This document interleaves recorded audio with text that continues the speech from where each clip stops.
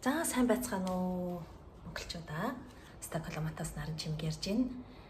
Тэгээд дэлхийн өнцөг бүрт дархан суудсан байгаа тийм ээ.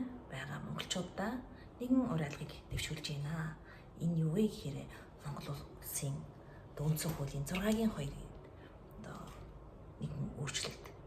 Нийтийн гэдэг үг оруулж ирснээр манай Монгол улсын газар шороо буюу тийм ээ.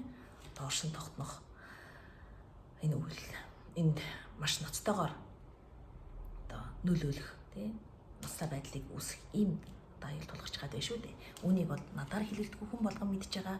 Тийм учраас та нартаа одоо энийг хэрвээ эсэргүүцэж байгаа Монгол гэсэн сэтгэлтэй хүн болгон тийм ээ Монголоо гэсэн сэтгэлтэй хүн болгон үүнд гар бие оролцоосоо гэдэг үднээс хаа байгаа газар болгондоо тийм үү гадаад доршин сууж байгаа монголчууд байгаа газар болгоноо нэгдэн нийлээд гарын үсгээ цуглуулад Монгол улсынхаа төр засгийн өндөрлөгт буюу ард түмний итгэлээр гараад ирчихсэн байгаа.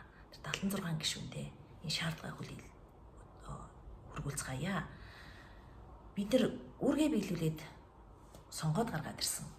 Одоо бидний эрх ашиг хүндэгдэж байгаа учраас бид нар эрхийнхаа төлөө шаардах эрхтэй юм аа. Тийм учраас бүгдээрээ энэ шаардлагаа хийцгаая.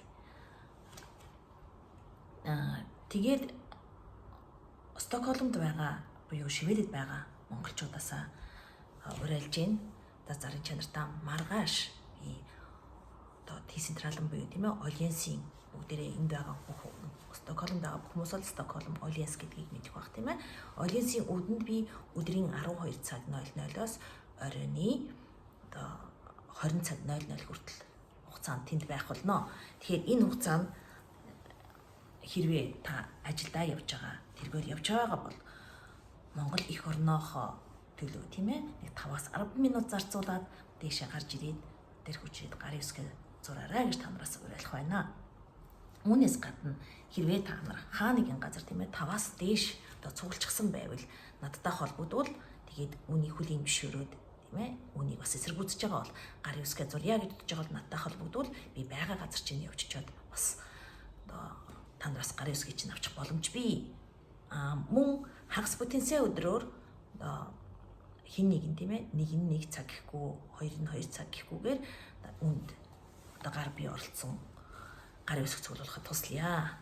Альянсын гадаа зогсоод ингээд цуглуулаад гар бие орсоо гэж байгаа хүмүүс байвал надтай холбогдороо.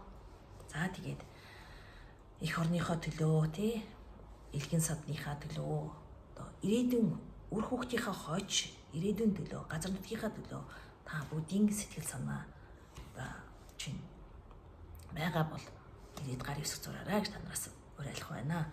Ийм хүмүүс зөндөө байгаа гэдэгт найдаж байна.